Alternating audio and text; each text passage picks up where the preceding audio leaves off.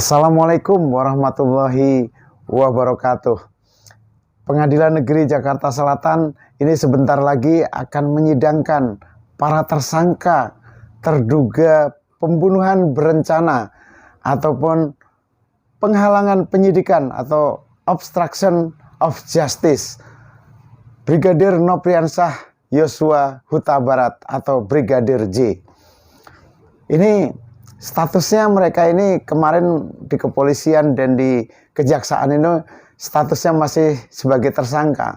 Tapi ketika sudah dilimpahkan ke pengadilan, maka status mereka berubah menjadi terdakwa, tidak lagi tersangka. Jadi sekali lagi statusnya itu berubah dari tersangka menjadi terdakwa. Jadi kalau di kepolisian dan di kejaksaan ataupun ini keduanya ini ya penyidikan dan di tingkat penyidikan itu statusnya tersangka, tapi ketika di pengadilan dilimpahkan ke pengadilan statusnya berubah menjadi terdakwa, dan ketika sidang sudah berlangsung mereka misalnya sudah diputus bersalah misalnya, itu statusnya berubah dan sudah berkekuatan hukum tetap atau inkrah, maka statusnya berubah menjadi inkrah terpidana. Dan ketika mereka sudah masuk ke lembaga pemasyarakatan atau LP, mereka menjadi narapidana. Nah, ini juga saya informasikan kenapa, mungkin bagi yang belum tahu, kenapa ini kok di Pengadilan Negeri Jakarta Selatan, tidak di pengadilan yang lain, misalnya di pengadilan pusat atau barat atau timur atau utara misalnya, sama-sama di Jakarta ini.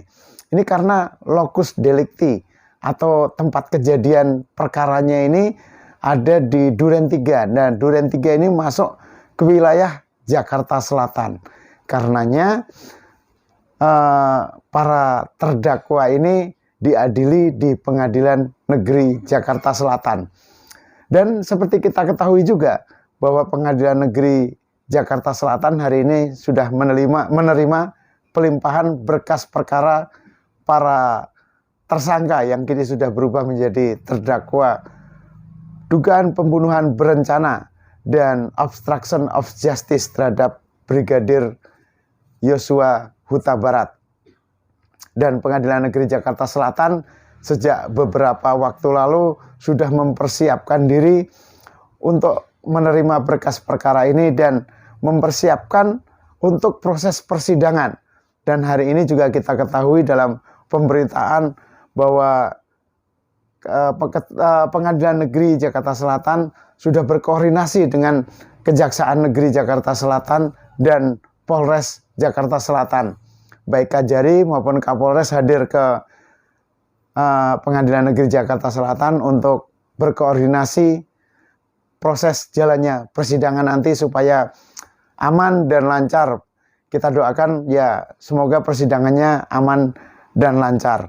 Dan Pengadilan Negeri Jakarta Selatan nantinya juga akan menyediakan layar monitor bagi para wartawan yang ingin meliput proses persidangan, karena ini sidang ini dilakukan secara terbuka dan dilakukan di ruang sidang utama, di ruang Umar Seno Aji Pengadilan Negeri Jakarta Selatan.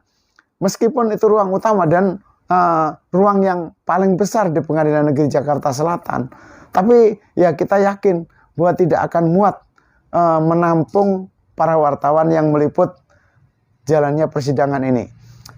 Karena ya kita prediksi wartawan ini yang akan meliput ini jumlahnya pasti ratusan wartawan, baik dari media online, media cetak maupun elektronik. Karenanya Pengadilan Negeri Jakarta Selatan menyediakan layar monitor baik di depan maupun di samping, tapi tetap masih di area Pengadilan Negeri Jakarta Selatan itu sendiri.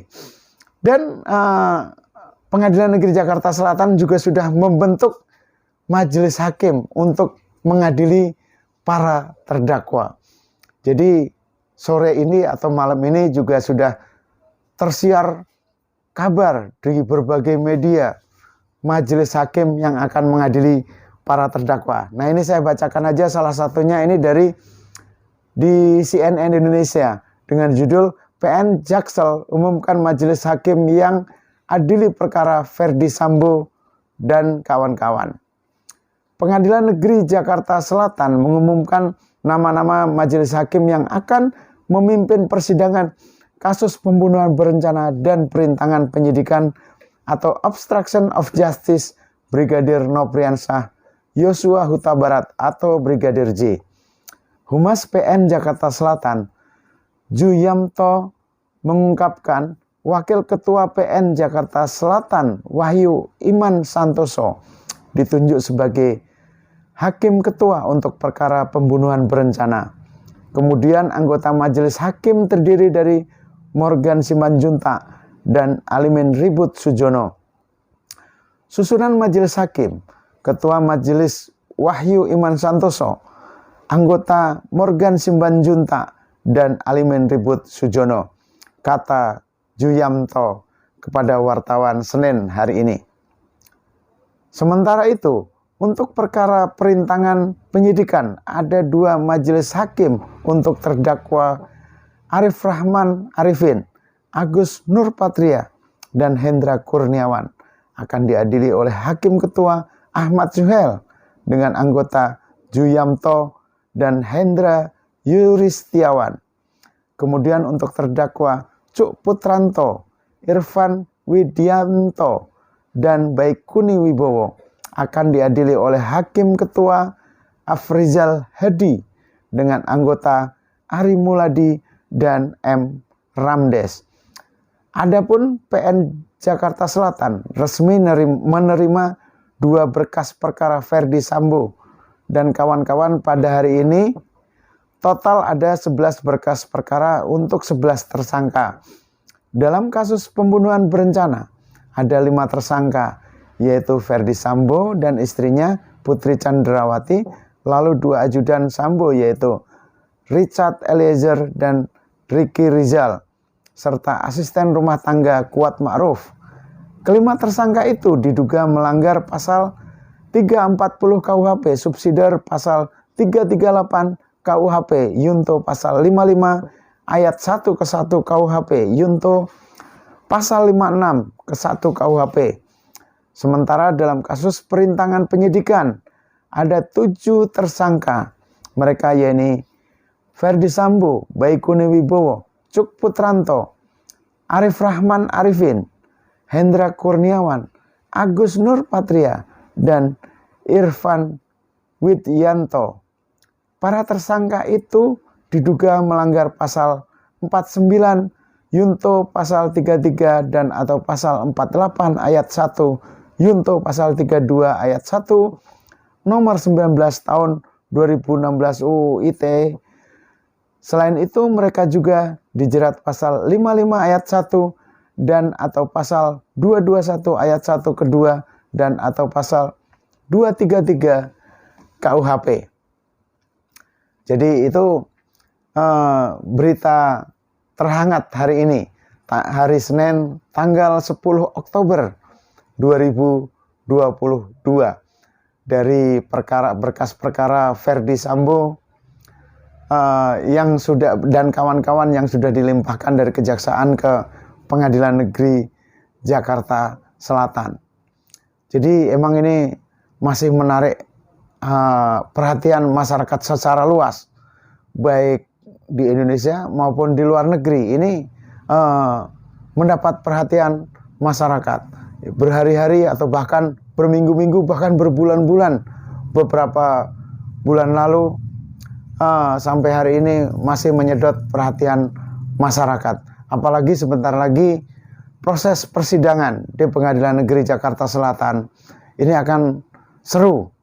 Ya, kita doakan mudah-mudahan persidangannya berjalan aman dan lancar, tidak ada gangguan. Baik para terdakwa maupun korban atau keluarga korban mendapatkan keadilan yang seadil-adilnya. Para terdakwa dihukum dengan hukuman yang setimpal sesuai dengan perbuatan yang mereka jalankan. Demikian tayangan kami kali ini. Bila tayangan ini dirasa bermanfaat, Jangan lupa untuk like, komen, dan bila perlu di-share ke teman-teman maupun di grup media sosial yang kita miliki. Kami ucapkan juga terima kasih yang sudah subscribe di Mediasi Channel. Dan bagi yang belum, jangan lupa untuk subscribe dan untuk bisa mengikuti terus tayangan-tayangan kami yang insya Allah sangat menarik. Jangan lupa bunyikan lonceng atau bunyikan bel. Sampai ketemu di tayangan kami selanjutnya. Assalamualaikum warahmatullahi wabarakatuh.